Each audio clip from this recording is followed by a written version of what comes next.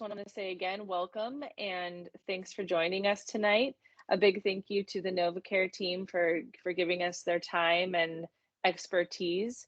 I want to introduce Noreen Vilmakis. She's the Sports Partnership Activation Manager and a dear friend of mine, an old friend. We've been friends for so long. So I'm really grateful to you, Noreen, for helping set this up. And also Lisa McGrath, VP of Operations at NovaCare, is joining us. So they've put together this great panel of women experts to talk about ACL injury, prevention, overuse, etc. And so we're really looking forward to it. And again, if you have questions, pop them up in the chat as we go.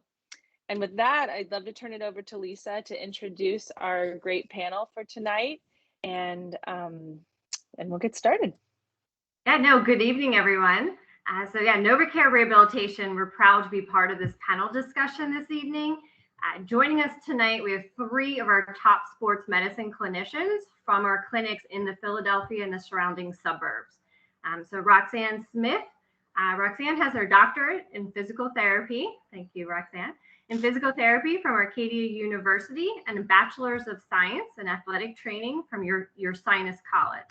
Roxanne is also board certified in orthopedics and board certified sports specialist. Roxanne has over 17 years of experience and works at NovaCare Rehabilitation in Broomall, Pennsylvania.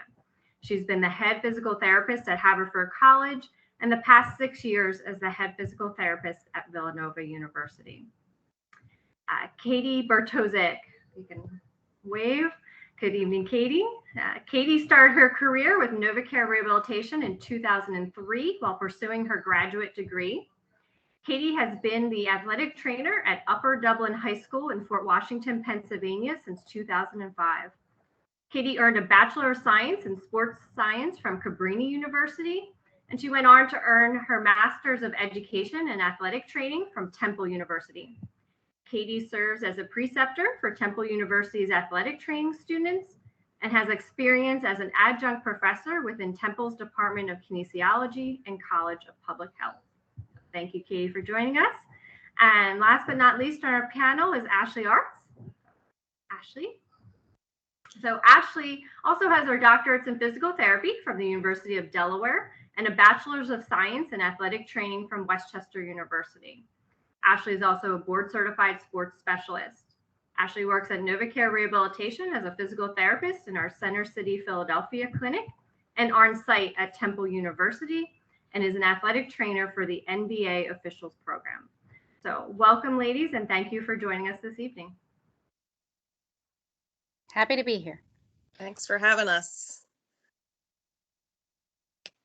Thank you. We're really excited to get rolling with some of these conversations, and to the panel, I hope that you'll kind of steer wherever we go tonight. I have some questions from our group, from the Women of Steel, from our families with Steel Sports, but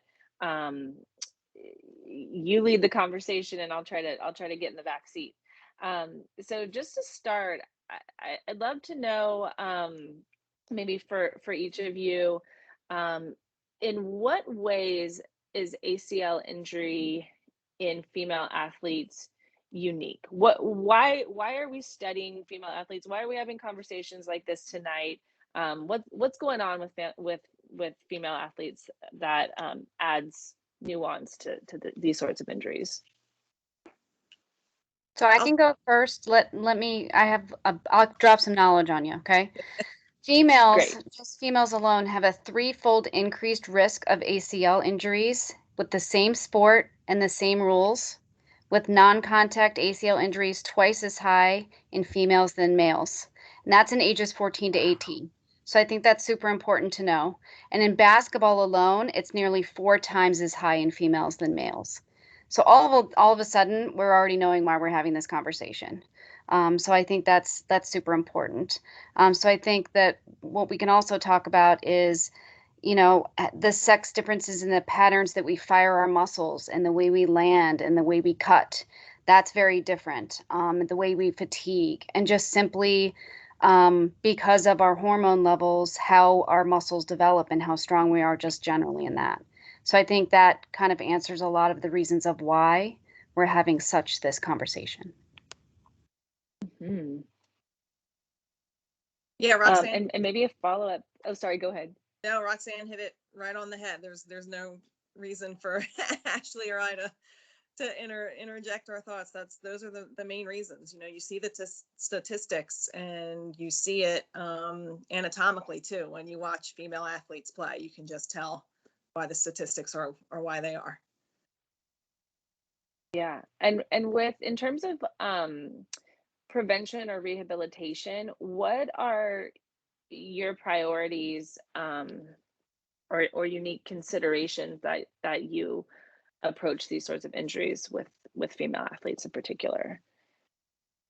If I can answer that, working in the high school setting, I see kids ages 14 is usually the starting age, and that's the prime age where these injuries tend to happen. So I tell all my athletes, females especially, with their coaches, you have to address proper technique, especially with landing. Females, we have wider hips, so that anatomical difference alone compared to our male counterparts, when we land, it's a different landing technique. We tend to land knock-kneed, or what's called in genu valgum. It's called a valgus stress. So we have to focus on, with our female athletes, core stabilization, landing technique, good athletic posture, strengthening those hips, strengthening those hamstrings. So it's a lot of education, a lot of reminding. And if you get the female athletes into a proper routine with warm up, especially, and even cool down, the stretching they do after activity, we'll start to see, hopefully, those statistics decrease a little bit. Yeah, and I'll definitely piggyback on that. I think it's very important to have some type of a musculoskeletal screen, or some type of individually targeted look at each individual before they even participate in their sport. I think that's super important. One of the main tests that I use a lot is what's called the vertical drop test. It's where they're standing on a box and they land on one leg, and you see what happens to their movement pattern. And that gives them good education. You can do that in front of a mirror and have them watch it and give them cues to see how they can correct it. And I think that's super vital in that education that Katie was just talking about, on really getting these people to recognize what they need to address before they can really perform in the sport that they want. Interesting. I think so really investing in prevention before injury occurs. Ashley, I think I cut you off. Sorry. That's okay. I think the biggest thing too with that prevention piece is, like Katie said, those 14-year-olds. So developing those good habits and identifying areas to address before they become bad habits and they're 16, 17, 18 with a harder time of fixing these problems and addressing these issues. Or if we pick up on it early or as they're starting their sport, we can turn those bad habits into good habits and bring awareness to those things that might precipitate or lead to a knee injury or an ACL injury. And remember, we're saying 14, but think of all these girls that are like 10, 11, 12 that are already invested in their club sports. Like 14 might be too late. Yeah. We might need to go earlier than that, just to establish good motor patterns. Yep. And one other thing, considering being an athletic trainer myself and trying to get this fit in with a coach's schedule and a coach's, training session. I guess to the panel here, I'm asking you this question, like, what can we give to these coaches, these nuggets of information as to why, if what we said is not enough, like, what else do we need to say that you do need to carve out some time in your training for these prevention purposes? I would just really refer them to the FIFA 11. There is that little template card where it has like the 11 things that you identify, and it has pictures of exactly what good and bad look like. And so if they can identify in a good and a bad, then at least they can see the athletes on their field that might need a little extra help just by that little card. And Roxanne, that was actually a perfect segue, because I was just going to ask you, in the soccer world, about the FIFA 11, and do those exercises help, and what age should we start using the FIFA 11 with our players? I mean, the one thing I love about the FIFA 11 is it really identifies the biomechanic issues that break down. So, and it also takes it that extra step of saying, okay, now fix these issues, but actually use them. So it has you run down and then you have to jump up and hit one of your teammates, and that's part of the FIFA 11. And it's really putting it into practice, because that's where we break down. We think we can just go to rehab and we can, fix all these biomechanics and strengthen the hips and do all that stuff. But then if you don't put it in real time and actually put it into practice on a field, you lose that last element. And then when people get tired on the field, they break down and go back to their old habits. So that's where the FIFA 11 excels, because it can be something that can be their warm-up. And then they just have them do those activities as the warm-up. And then their cool down can be something else. Yeah, I definitely agree. The FIFA 11 and 11 plus, it's a time efficient, multifactorial warm up that addresses those issues. It was initially created and geared toward 14-year-old and above, but you can really take, 5, 6, 7-year-old kids and start to do some of these exercises. I mean, anyone can do a plank. You can teach a kid how to do a plank and a side plank. Everyone can learn to balance on one foot. And you start teaching them those movement patterns that they need to learn and develop as they age. So if you're looking for routine, and if done effectively and properly, 15 minutes, which is a good warm-up period of time anyway. I was just going to say, are the exercises geared more towards the teens, or, I mean, will girls that are 7, 8, 9 still benefit more in the fact that they'll just get used to that routine, right? Because obviously they're still growing and obviously developing, but just to kind of get them in that habit. Yep. I definitely think the latter, getting them started and getting them, that education, learning what they're doing. And if you can get, recording of how they land, like Roxanne said, they can see themselves. Everyone's going to go home tonight after this talk and look at the mirror, how they land or how they do a single leg squat. But if you see it, you're like, wow, this is bad. I need to fix this. There is also a FIFA 11 plus for kids that was developed for ages 7 to 13 that is a little bit more children friendly. So even simplifies the FIFA 11 plus towards what a younger child might be able to understand and kind of coordinate better. And then I think it's a pretty good segue into the fuller version of the FIFA 11 plus. So again, building really good foundation and then kind of carrying that over as their bodies change, as their skills change, as the competition gets harder or more competitive as well. And I think both versions are pretty simple, that you can even pick and choose. Say if you have a specific athlete who looks like they're progressing a little bit faster, you can take some of the true FIFA 11 plus and incorporate it in someone who might be 9, 10, and not kind of like place them in one specific version of that progression as well. And are they just more basic for the youngers? Yeah, it's a little bit more almost like creating games with the activities that you're working on. Some of it even reminds me of red light, green light, and kind of incorporating single leg balance with some ball tossing, but still getting that interaction with teammates. So it's not just very simple activities. It is beneficial for them still developing those motor patterns and coordination as well. Not to sidebar, but when I hear red light, green light, I think of Squid Games. I was just going to say that. We're not going to be doing that. So crazy show.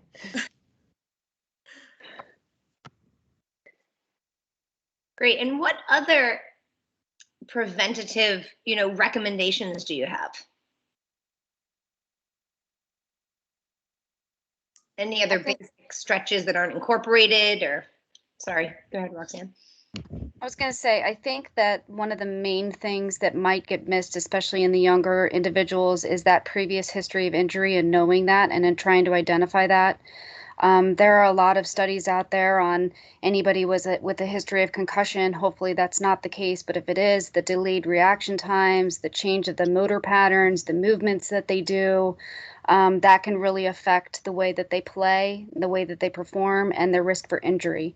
So I think that's super important. I think balance is super important, and not just standing on one leg and having to use your eyes, standing on one leg and having to use your other foot, like adding that extra element in to make sure that people can react to an uncontrolled movement. I think that's super important. The jumping and landing techniques that we talked about, but also making sure that they have some type of a background in, are they getting enough sleep? Are they getting enough nutrition in their bodies, as we stop at Wawa every 2 seconds after any type of sporting event that we do. Recognizing when enough is enough and identifying when they need to rest. Like, those things I think are super important, and ways that we can educate our parents, our coaches, even the athletes themselves, on ways to really make them a full human athlete.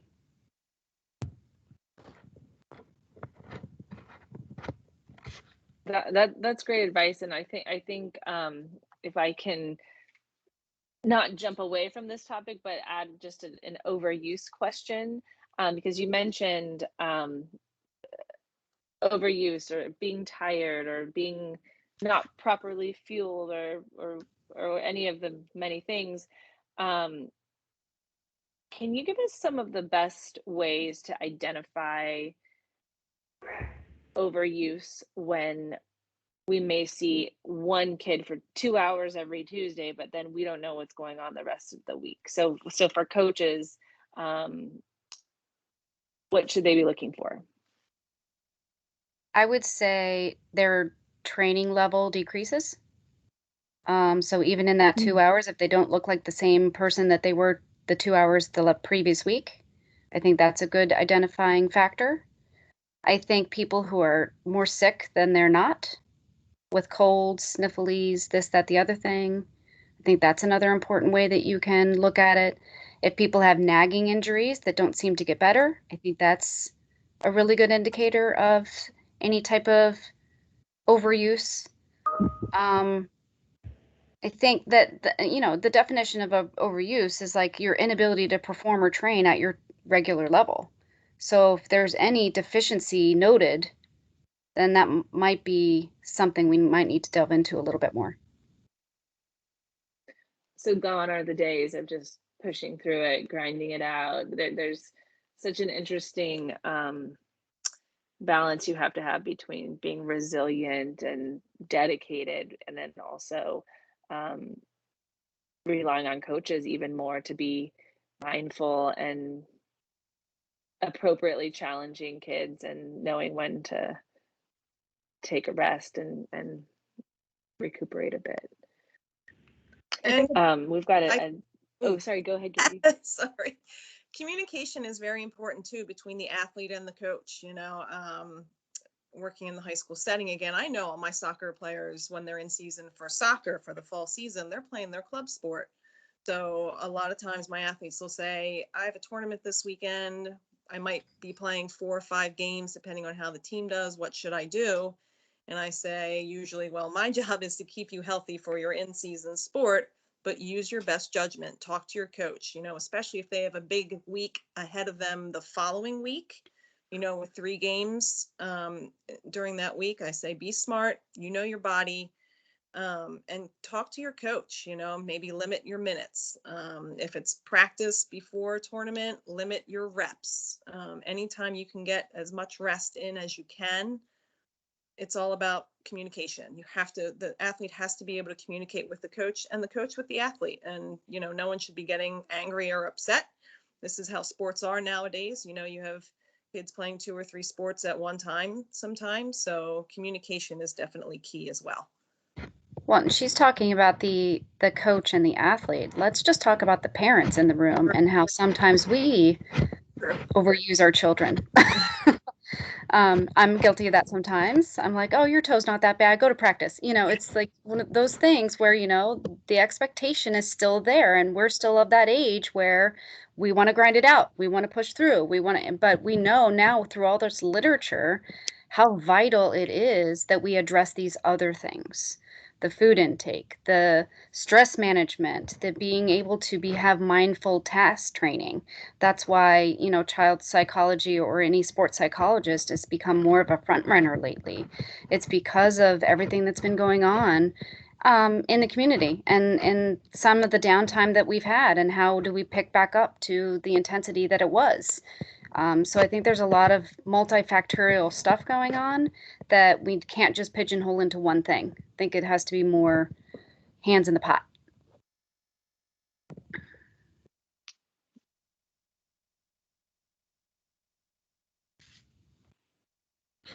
I'm just thinking about how difficult it must be for parents of teenagers to know the right words and the right timing and the right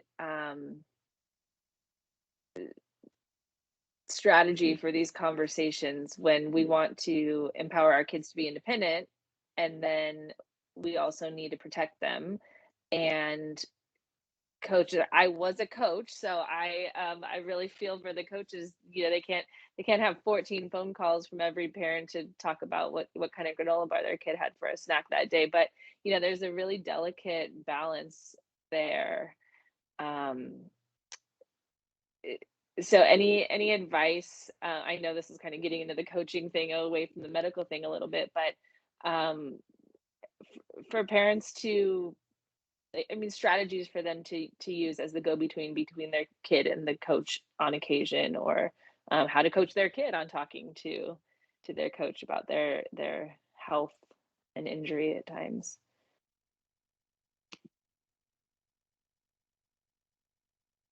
I always go with, the truth will set you free,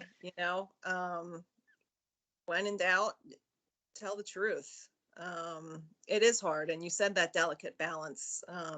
Kids are stressed out when they're playing. They're going to be more stressed out and anxious if they don't play, so it's, how do you find that? How do you find that balance and that line? But I think the best way, even though it might be hard, is just to be truthful in how you're feeling. If you need a day off, you need a day off. And I'm hoping that with these times being what they are, that, it has taught all of us to have a little patience and maybe a little more understanding with everything that's going on. So that could be a little blessing in disguise that has happened out of this. People are starting to maybe take more of a breath. So that could help, but again, it could not. So it's tough. Are you hearing from athletes? I mean, I know the athletic trainers are often the first ear that's going to hear X, Y, and Z from an athlete. So are you hearing athletes sort of evolve in that way too, sort of to be more mindful, be more open, more flexible? What kind of complaints are you hearing in the athletic training room is really what I'm getting at. Just what I said, really, everyone seems to have so much on their plate. But I'm also finding that they are communicating more, at least in my world and where I am. My kids are great. They're not hesitant to talk to their coaches. And I have great coaches. I'm very, very lucky. Everyone is willing to work with each other. I'm sure my coaches get several emails a day from parents, asking about their child's playing time, or, so and so has this going on this week. Can she miss a day of practice? So again, I think that falls just on communication and being open and honest. You can't go wrong with that. Yeah, and to add to that, I'm just thinking of, I know I don't practice anymore as an athletic trainer, but I still have so many friends that call me for advice. And, a friend of mine, she's got 3 kids.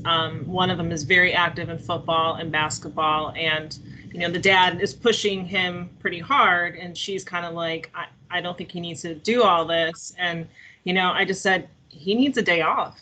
He's got too much loading going on. He's got too many hours during the week of training.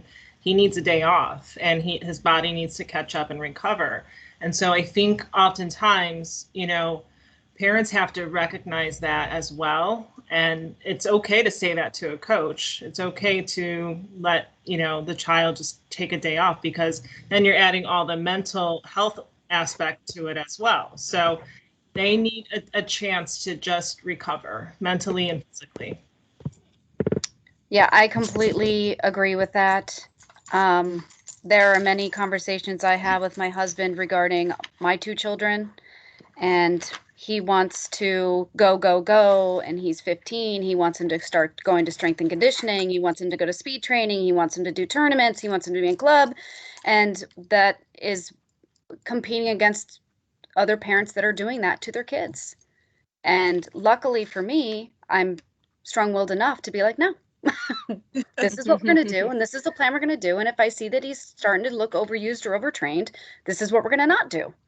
So, and I don't think a lot of parents have that ability because they just don't know enough yet. I think that, again, the communication, the education that's out there, if we make it more readily available for anybody who has an athlete as a child or an athlete themselves, I think it really will come. It just needs to be papered out there more. That's all.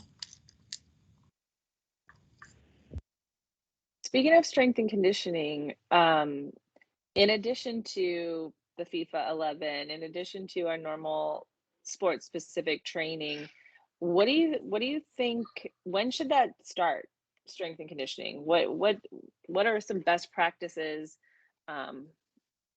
for kids, and at what ages?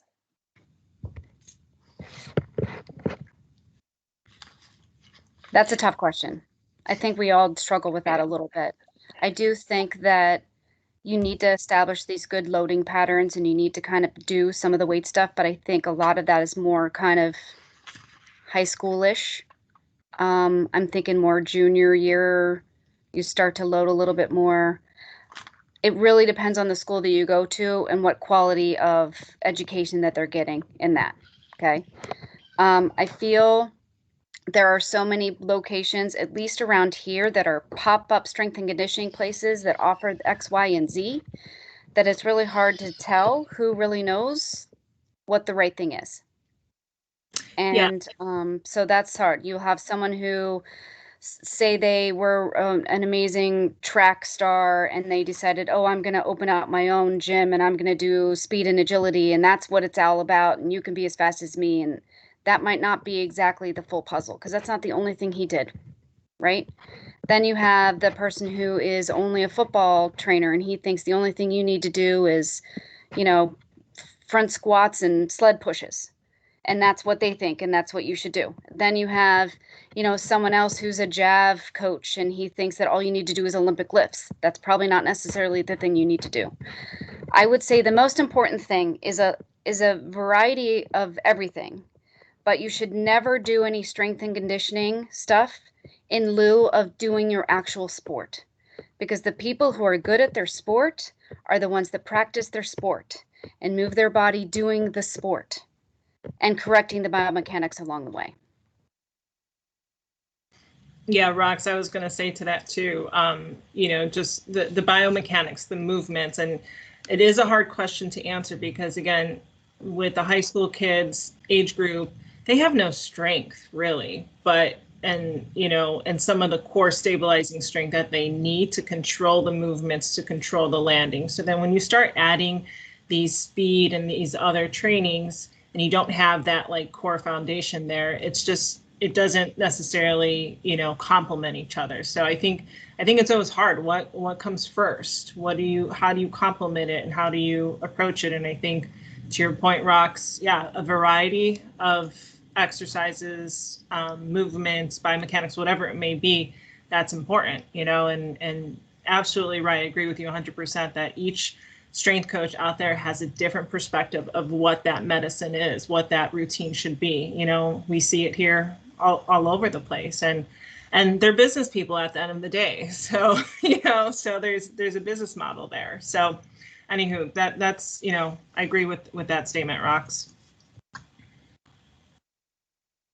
So ladies, God forbid something happens. I know we have some people here that are, that are parents going through trying to help their daughters with these ACL injuries. Can you share some do's and don'ts for parents if it does happen, right? Like as far as asking for second opinions and facing surgery and can you share some insight into, is there one way is better than the other, or is it completely individual as far as the actual injury itself? Just shed some insight on, if it should happen to our players.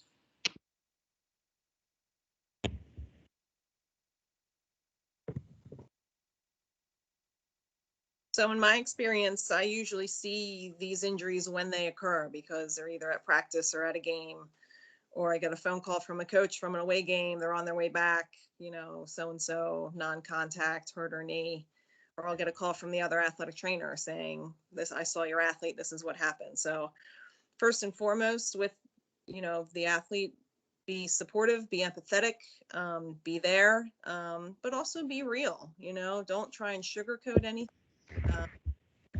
It's tough, but we're going to have a plan and we're going to get through this.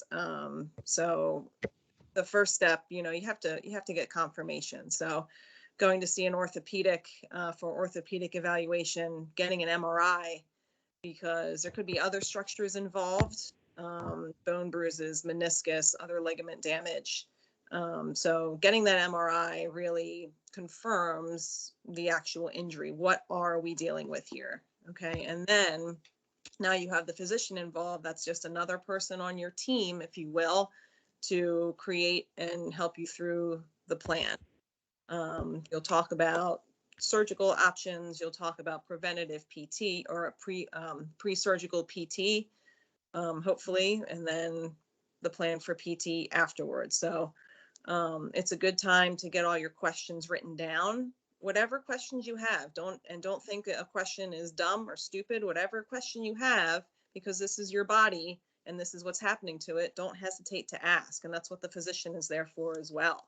So be supportive, be empathetic, make a plan, and be encouraging along the way, but also let the athlete, again, let them feel and be angry and upset, because it's a tough injury. I've never had it before. I've never had it at all, but I'm working with one of my athletes. She's a senior, 3-sport athlete, tore ACL in September, and her senior year is done. She also swims and she plays lacrosse.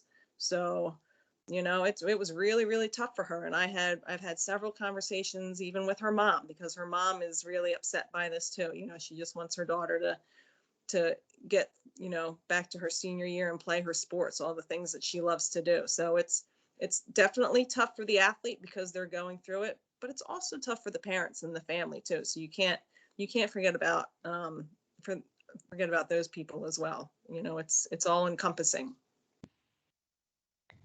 And Katie, you brought up swimming, and I know as an athlete who's had many injuries, although knock on wood, never an ACL injury, swimming was always really, really helpful. Would you recommend that kind of outside of PT? So as part of your PT, I guess?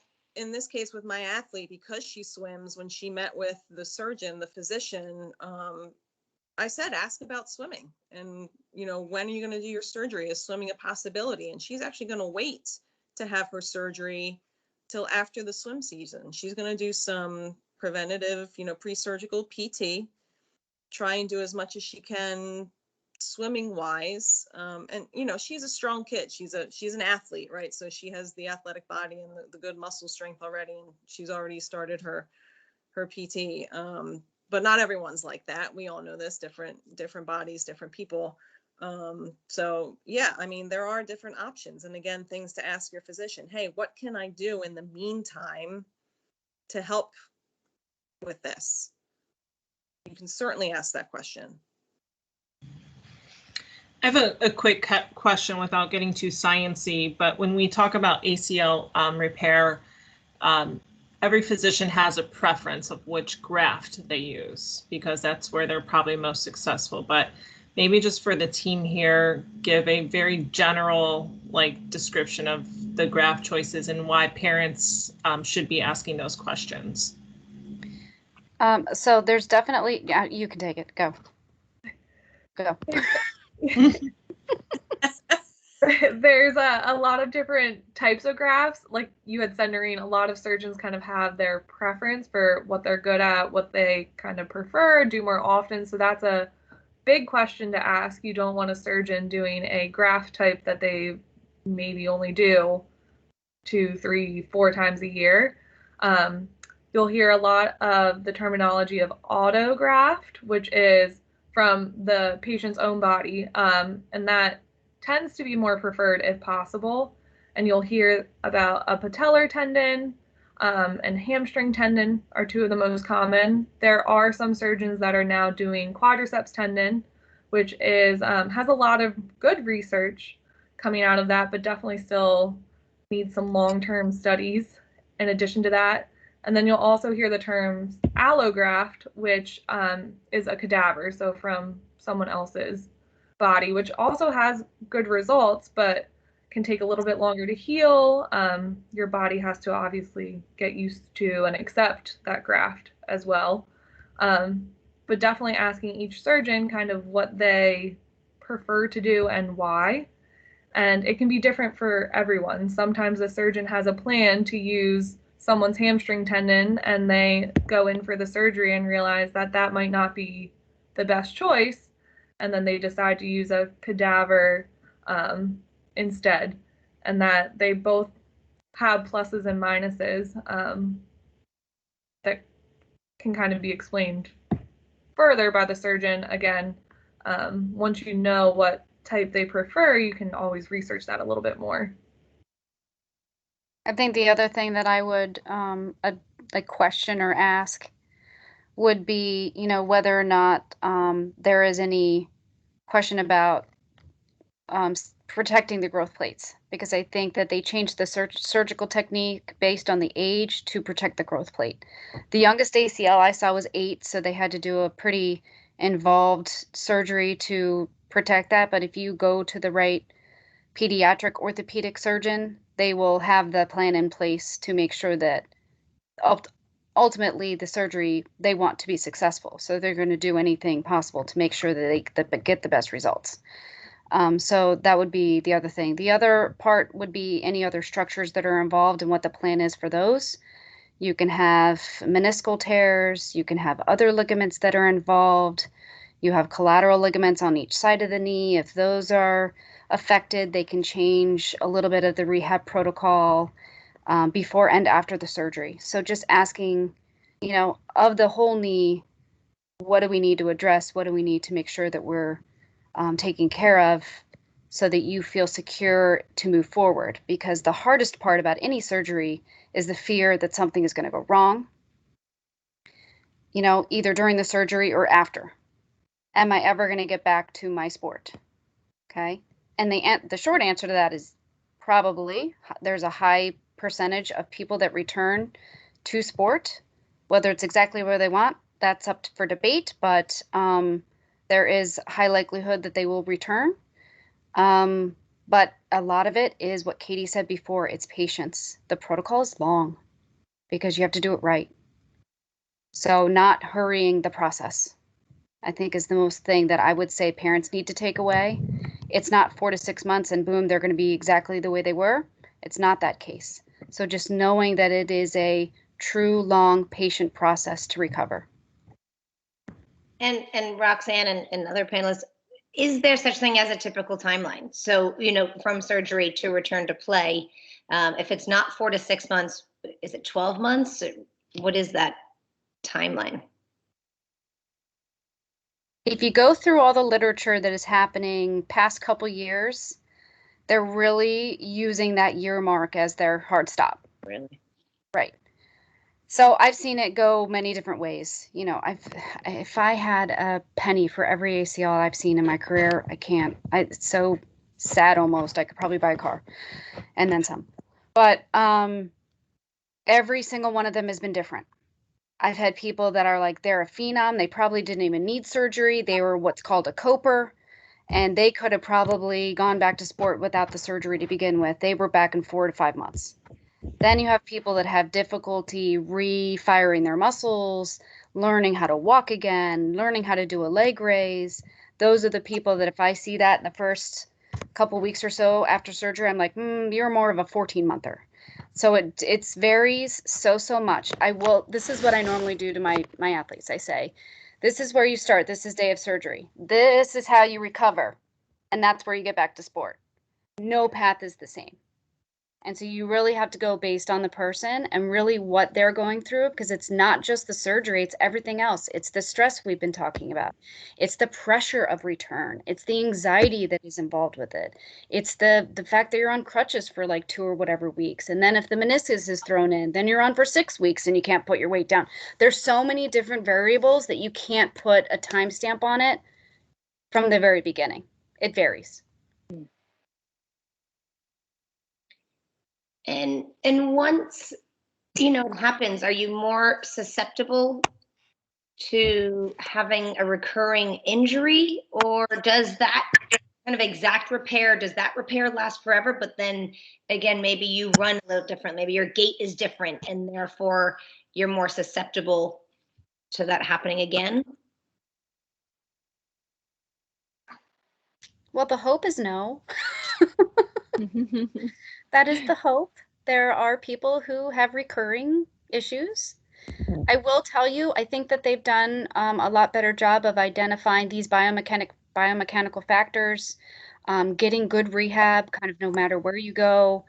It's not the day of straight leg raises anymore. Like we've actually become more knowledgeable on really working the closed chain and working sport specific and keeping people a little bit longer so they can return to their sport. And so when people are injuring that knee again, the ACL is still staying strong, whether that be surgical technique or whether that be their ability to control and be able to land more appropriately. There's many different reasons why. But I feel that there are times where it's unavoidable, right? So there's a difference between contact and non-contact ACLs, right? So contact is someone plowed you over. Your leg was planted, someone plowed you over. That's part of being an athlete. I mean, there's risk, right? Then there's, you can go through some of the things like time of day will tell you whether or not, if it rained, and it's really interesting because if you look at the studies, more ACLs happen when it's dry and arid and hot than when it's rainy and cold. So if you look at that's super interesting to me. And then what type of cleat they wear, sometimes that changes it. If they have more cleat marks versus less, if they're wider versus not, like all that stuff goes into play into factor. So it's all these variables that we can make sure that we address on the other side to prevent this from happening again. But ultimately they should have a good solid program and a good return to play before they even go back to make sure they're ready. And you just brought up, let's see, Susan asked, what are the factors that lead, to these non-contact type? Is it the landing, the cutting, the surface, all of the above, the cleats, as you just mentioned? So it's all of the above. Yep, it's all of it. Above.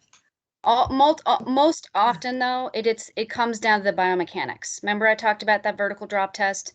Yeah. It's identifying those people that when they land, their knee collapses in like this. Okay? If you see them land and they go like this, big nope, that's bad. That's no good. That identifies. If you see people squat, right, and then they come up from a squat and their knees knock, that's not good. So those are the things you just need to address. Like that's just, as you say, biomechanics, that they're just physical, how they're growing, and not much they can really do about that, right? But there are things you can work on balance, that all that stuff. There are things that you can do to change the way that you fire your muscles. Yeah. So quick follow-up to that. Most of the folks on the call tonight are soccer, but we do have baseball and softball too, and I believe a few of them are on. My background's in softball, and I'm thinking about some of sports like that where you rely heavily on one side versus the other. You're hitting, right? You have your back leg, your front leg, you're lopsided. I'm still lopsided 20 years later. I'm gonna guess that the answer is work on balancing, work on your core strength. But for sports that don't have something like the FIFA 11 to prepare, what's your recommendation there?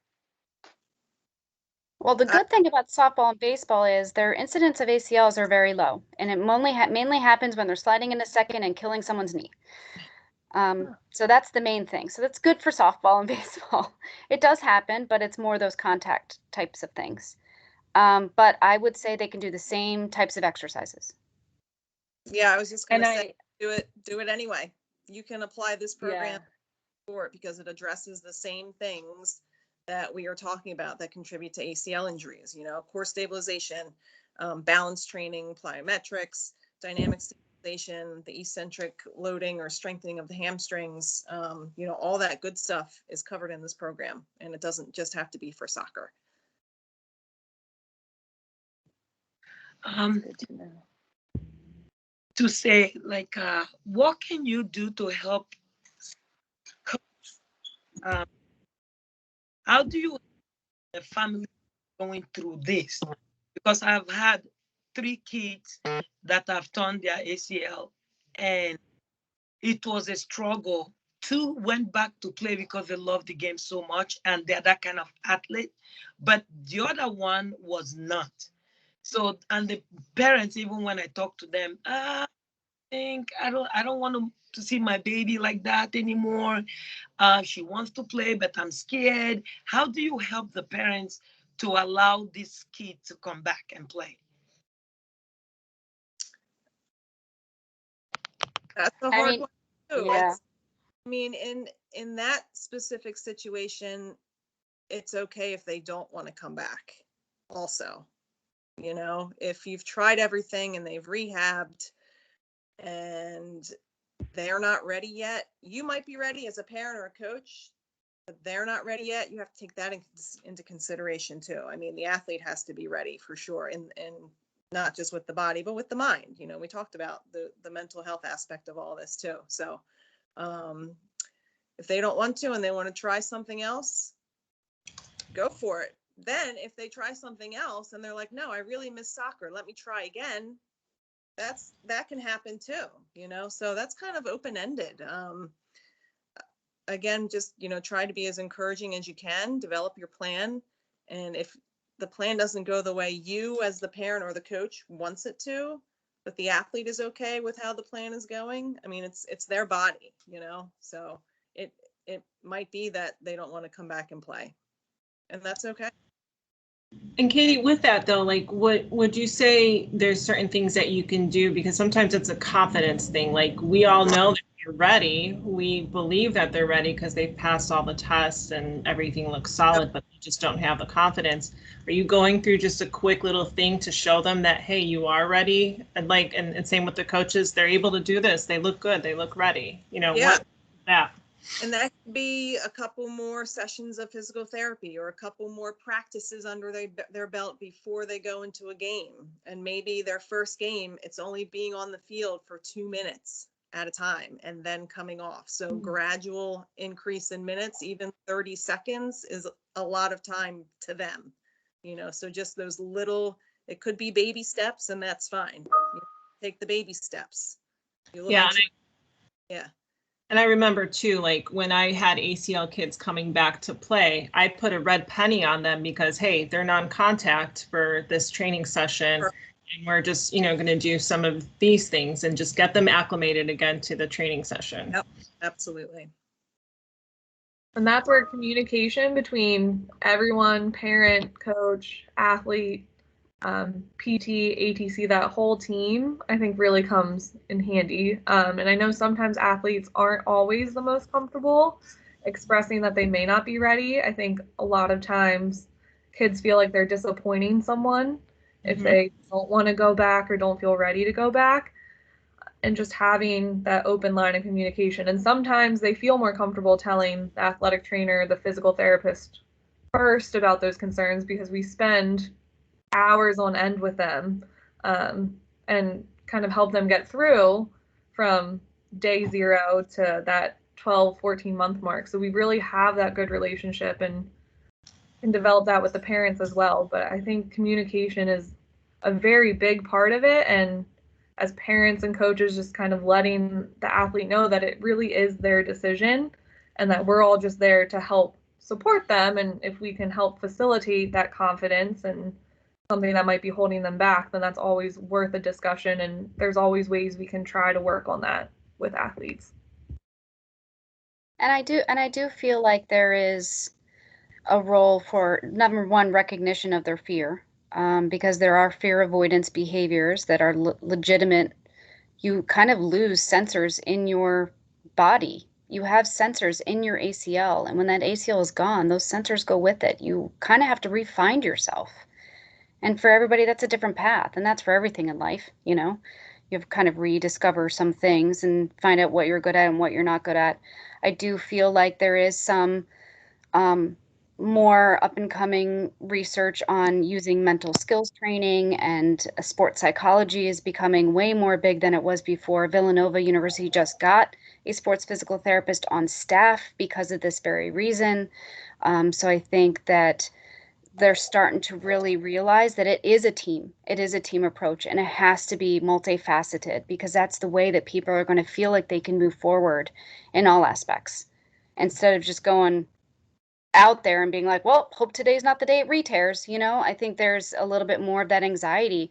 And there was I listened to Optimal Daily Health, which is a podcast, and it has like different 10-minute snippets. And one of them was like, how do you go and train optimally for something? And one of the things they talked about was that fear fatigue. Like, you know, you can practice, you can train, you can be ready, but the minute you're like out on the field, all of a sudden you're like, oh my gosh, I'm so tired, I don't know if I can do this. And that is a legitimate feeling that people will have. So no matter how ready they feel, the minute they get out into true competition, they might want to walk right off the field. And people have to be okay with that and move forward. 1% better. Are you seeing that a lot of your athletes and families are having, whether it's sports psych or sports performance people working with their athletic trainers or their physical therapists, really combining the mental and physical side? Are we seeing those sorts of teams for kids at the younger ages? No. No, not that I can point out in my world, if you will. I mean, it is addressed for sure. Definitely, there's more of a focus on it now than, say, 5 years ago. So there's more education out there about it.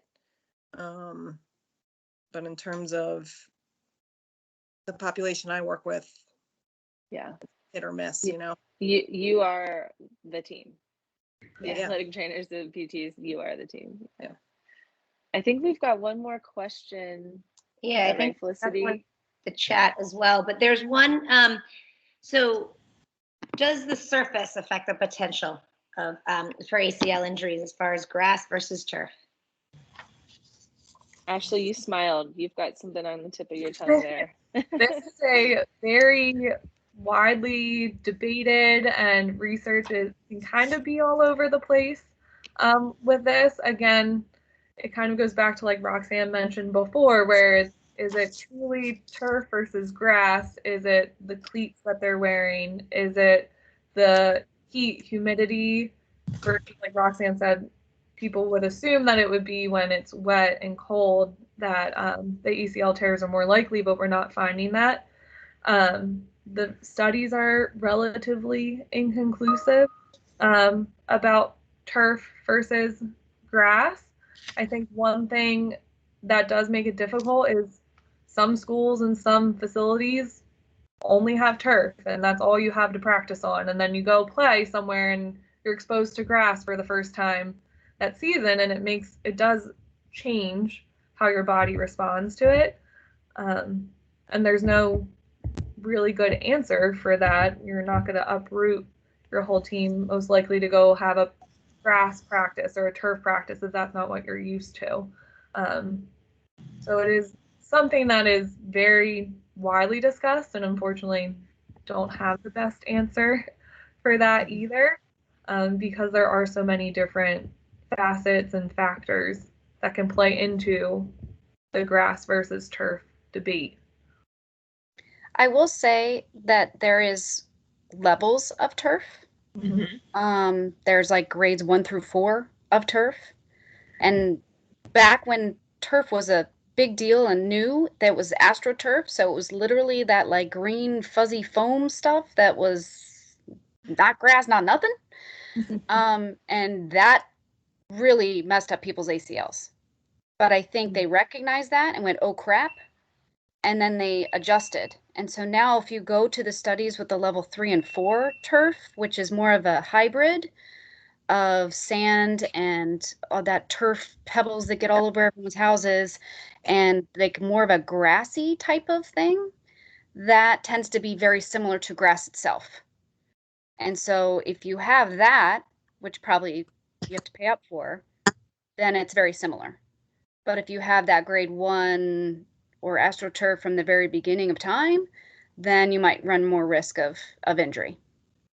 Yeah. And then the other literature that I kind of spoke about was the cleats, because I was going through this with my kids and trying to figure out what to do, because I was like, do I really need to get turf shoes and cleats and softball cleats and lacrosse cleats? You know what I mean? And it all came down to the number of cleats and where they were located on the actual shoe. So the more there were and the more dense it was and flat they were, the less risk of injury. The more that they were deeper and longer, the more risk of injury, just because of the translational forces on the knee itself. Because if then they're collapsing and then they are too fixed down here, both ways. So that was the only stuff that I could find as far as that was concerned. So yes and no, I guess is the best answer for that. So will you have advised parents to use the kind of shoes like tough shoes for tough shoes and grass field for cleats? I went and purchased them personally for my kids because I think it's important. You can always recommend, and then they will do what they will. Right. So we have one more question in the chat, and going back to kind of that overuse subject, Kathleen wants to know how many hours a week is the recommendation for practices and games, and she noted, at the high school level, kids are playing, 6 days a week. I think most high schools mandate they have 1 day off, right? But it's 6 days, and they might be going, for 2, 3, 4 hours on those days. So is there a recommendation? I don't know, maybe Ashley and Rox can chime in, but in baseball, there's like a pitch count recommendation, right? With youth and high school pitchers. In terms of training hours, practice hours, in PIAA, you get 1 day off a week. So I know my soccer athletes and all my athletes are practicing with their teams at school. But then, like I said, I also know they're on weekends, they're playing with their club team. So to my knowledge, there is no limitation on number of hours played, number of games played. I don't know that statistic. The only thing I can attest to is, at least at the collegiate level, there is a little bit more regulatory amount. If you're off season, you can only do 20 hours. If you're on season, it's kind of balls to the wall. But the one thing that they say is, okay, you can go to practice for 20 hours, but then the expectation is that you get up and you go to lift with your team. You get up and you go to film with your team, and that does not count in that 20 hours. So that overuse tends to creep up really fast, because then, you have people come in and go, no, I didn't get to eat breakfast because I had to go to lift at 5 a.m. And then they go right to class, and then they come for practice, and it's like, well, did you get to eat lunch? And they're like, oh, I don't know. I will. So there's that struggle still going through, because the expectation is that when you are a student athlete, especially at the higher levels, you are a student, athlete.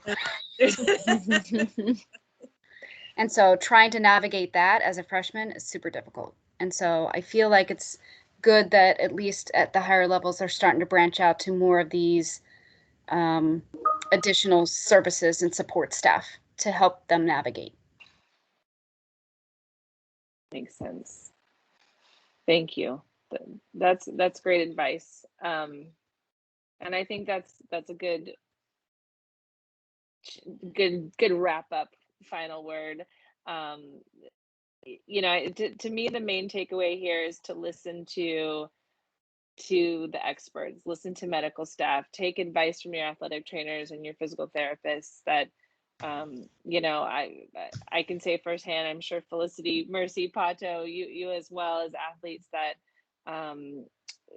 so much of your health as an athlete comes from the great advice and great care from the medical staff. So thank you for that. And just on behalf of everyone from Steel Sports, I want to say thank you to our panelists, Roxanne, Katie, Ashley, and Noreen and Lisa. Really appreciate your perspectives here, and for the great work you do keeping kids and grown-ups doing the things that they love to do. So thank you so much for your time. And thanks to everyone from Steel Sports for attending tonight. I will maybe turn it back to you, Lisa, if you want to just mention some information that we're going to share after tonight. Yes, no, thank you, and great discussion. Really enjoyed the knowledge that was shared tonight. I think if anybody on the call has any follow-up questions or specific questions or need rehab anywhere in the United States, these young ladies today are here in the East Coast, but we do have sports medicine clinicians throughout the area. So you can contact me and directly at sportsinjury@novacare.com. And then I can help either answer your question, get your questions answered, or get you to one of our sports medicine specialists in the area. It's sportsinjury@novacare.com. And I think Allie's going to send out some additional information. So thank you, everyone. We will share all of that follow-up info as well. So thank you again. And with that, I think we can close it out. I hope everyone has a great night. And thanks again for your expertise. Thanks, guys. Thanks so much. Thank you.